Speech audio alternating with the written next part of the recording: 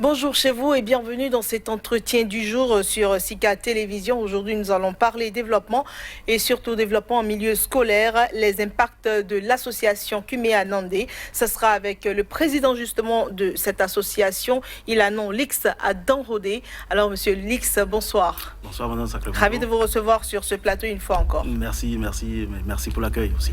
Alors justement, vous êtes un acteur du développement au niveau communautaire, voilà, au niveau des plus jeunes. Et d'ailleurs, vous militez au sein de l'association Kumea Nandé qui organise, qui a un projet d'ailleurs qui en est à sa deuxième édition cette année. Tout ça pour le bien des jeunes apprenants, des écoliers, des élèves. Voilà, on aimerait bien revenir un peu sur votre projet intitulé Atelier et découverte scientifique.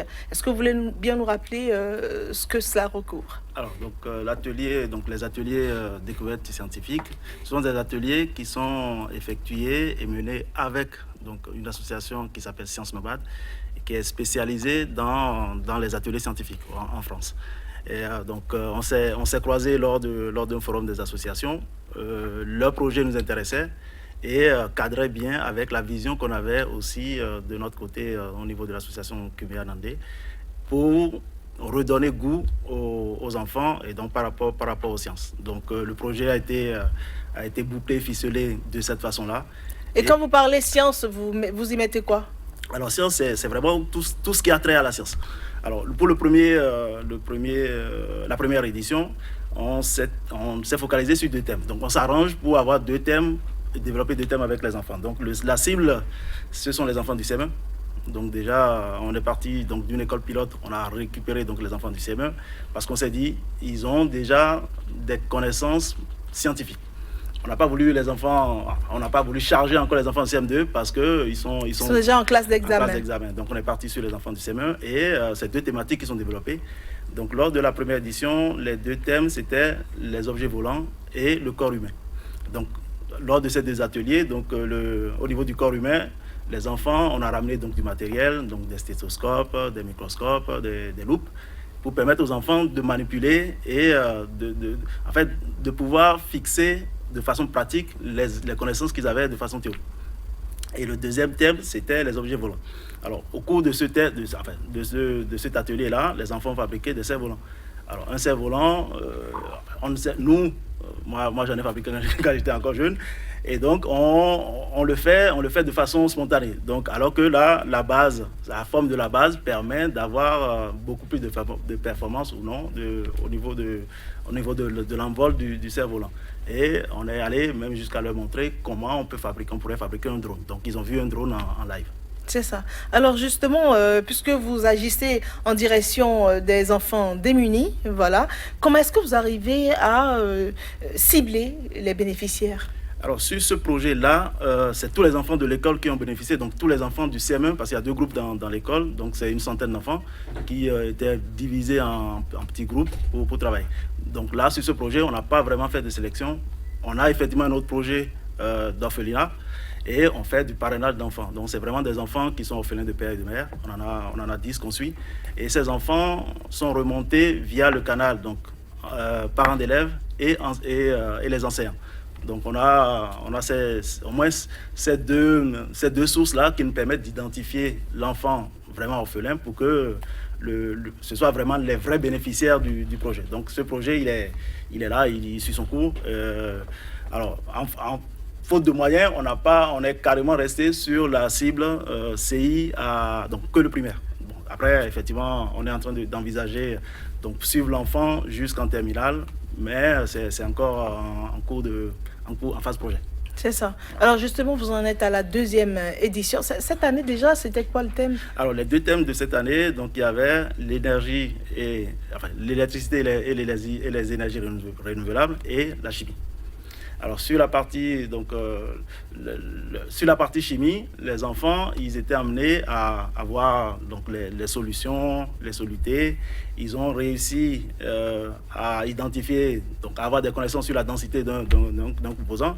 Ils ont fabriqué, bon, je ne l'ai pas amené avec moi, ils ont donc fabriqué dans un bocal les 3 couleurs du Bénin, donc le vert, jaune, rouge, avec des liquides qu'ils avaient apportés de main. Donc ils ont pu ajuster pour avoir vraiment cette démarcation des couleurs. Et par contre, donc, au niveau de l'électricité et des énergies renouvelables, l'objectif, c'était de leur montrer qu'il y a d'autres sources d'énergie. Voilà, donc l'énergie standard qu'on connaît, elle est là. Mais après, on leur a montré, donc on a fait des maquettes, ils ont réussi à faire des maquettes donc, à partir donc, du photovoltaïque. Donc on a ramené des balises, de petites maquettes avec des produits qui leur permettent effectivement d'alimenter une lampe. Donc d'alimenter une lampe, ils ont vu, on a ramené donc des produits, comment ça s'appelle ça, l'hydraulique. Donc ils ont vu vraiment le fonctionnement de l'hydraulique. Donc en versant de l'eau, comment la turbine tourne pour que l'énergie soit fournie. Donc c'est autant d'éléments qu'ils ont pris en main et qu'ils ont monté eux-mêmes. C'est ça. Et parallèlement, ils ont fait aussi tout ce qui est développement, regroupement des séries, des câblages en série et des câblages en parallèle. Donc ça a permis effectivement de voir comment est-ce qu'on peut distribuer le courant en fonction des différents besoins. C'est ça. Alors, mais comment est-ce que vous arrivez à évaluer votre apport? Alors, l'apport se fait sous 2 phases. Donc, il y a la première phase, on fait donc vendredi. Donc, les ateliers se déroulent du lundi au samedi. Alors, vendredi après-midi, vu que c'est que les enfants du CM1 qui profitent en fait de ces ateliers-là, on s'arrange pour que le vendredi, il y ait une restitution. Donc, c'est une restitution. Donc, c'est les enfants présentent en fait ce qu'ils ont fabriqué à leurs camarades. Donc, à leurs camarades de toute l'école. Et l'avantage aussi, c'est qu'ils présentent, ils montrent et ils décrivent en fait comment ils en sont arrivés à produire par exemple l'électricité, comment l'ampoule s'est allumée, voilà les différentes phases qu'il y a eu. Et le samedi, c'est une restitution vis-à-vis des parents. Donc les parents viennent comme une grande kermesse et donc ils font le tour de tous les stands, ils voient leurs enfants et c'est assez convivial. Ils posent des questions aussi pour savoir comment ça s'est réalisé. C'est vrai que la difficulté qu'on a eue l'année dernière, les enfants n'étant pas très très habitués à ces procédures-là, étaient un peu réticents, donc ils étaient un peu timides. Oui, dépaysés. Oui. Donc même exprimer ou montrer leur réalisation en français, c'était assez compliqué. Donc on a dit, exprimez-vous dans la langue, dans votre langue. Donc, et ça a marché. On a remis ça cette année. Et il y avait des enfants aussi qui étaient dans le groupe et qui traduisaient. Donc c'était assez particulier, c'était assez intéressant. Ils traduisaient en français, ils traduisaient aussi en langue locale. Ça permettait aussi à tous les enfants qui étaient autour de poser des questions et c'était des questions assez pertinentes. C'est ça. C'est pertinent, oui. Alors justement, là vous en êtes seulement à une école depuis l'année dernière. Est-ce qu'on peut espérer que d'ici à là, vous allez pouvoir démultiplier ces expériences et faire profiter à un plus grand nombre d'enfants? Alors l'objectif c'est ça. L'objectif c'est vrai qu'on est parti d'une école pilote.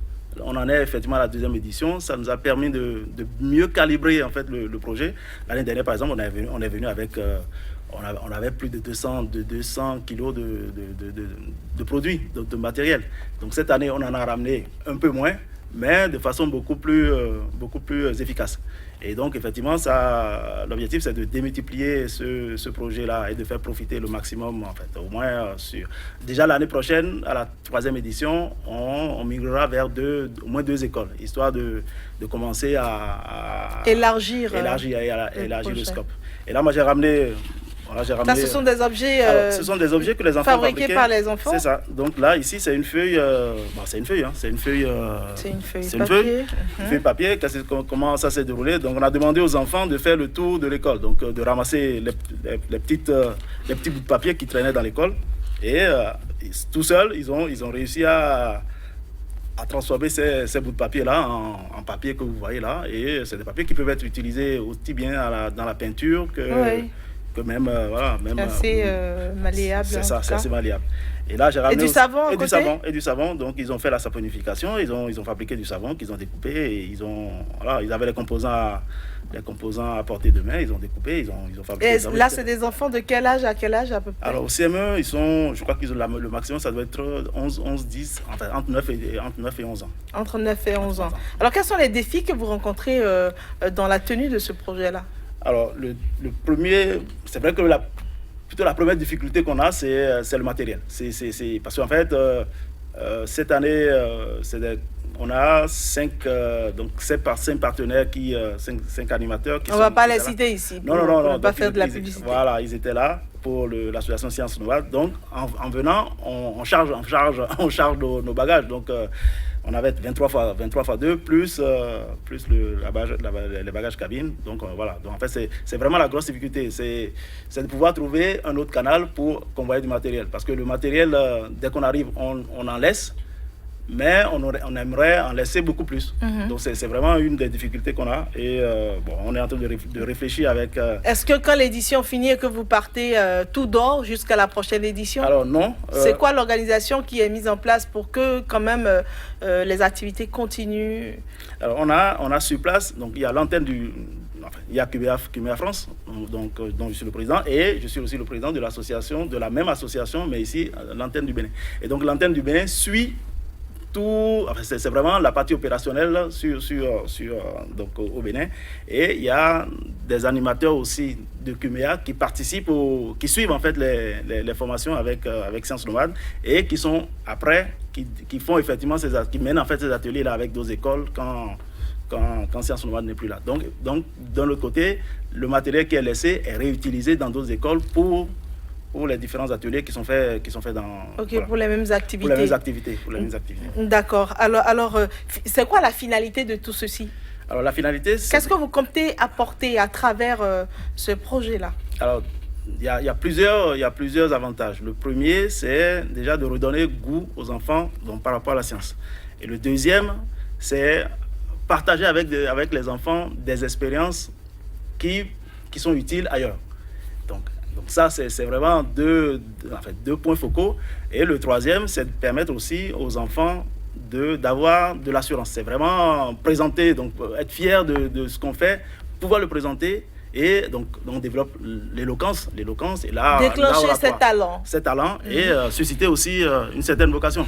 Parce que là, lors des différents ateliers, on découvre des enfants qui nous disent moi, demain, je serai chimiste ou je serai... Donc en fait, déjà... ils rêvent et quand on rêve, on arrive toujours souvent il faut après c'est vrai qu'il faut travailler certes, mais quand on a une idée dans la tête, on y parvient toujours. On est ambitieux, on est curieux, etc. Exact, c'est ça. Donc c'est vraiment tous ces talents-là que nous on veut révéler à travers ces différents projets et surtout ce projet-là qu'on mène avec les enfants. Et d'ailleurs, cette deuxième édition, vous avez quand même eu du poids. Hein. Vous avez eu le soutien de la députée Cécile Rilhac, oui. La députée française. Oui, on a... C'était un gros coup de pouce. Hein. C'est vrai que madame la députée nous a fait l'honneur de nous soutenir sur le projet et de venir au Bénin. Pour la première fois, elle mettait les pieds en Afrique noire. C'est vrai qu'elle était au Maroc. Mais ça a été un gros poids comme vous le dites. Et ça nous donne aussi de la crédibilité et aussi de la visibilité. Parce que madame la députée, c'est une personnalité politique. Donc avant qu'elle parte, elle a fait un post. Et sur le post, déjà, on voit qu'il y a beaucoup de personnes qui se manifestent et qui sont intéressées par le projet. Vous êtes chanceux. Alors, monsieur Lix Adam Rodé, merci beaucoup. Je rappelle, vous êtes président de l'association QMEA Nandé. Avec vous, nous avons parlé développement en milieu scolaire, les impacts de QMEA Nandé. Jusque-là, vous êtes à la deuxième édition de votre projet Atelier et découverte scientifique. Merci d'avoir accepté de partager cette expérience avec nous une fois de plus sur Sika Télévision. Merci. Merci pour votre aimable attention. Restez connectés, Sika Télévision. À bientôt.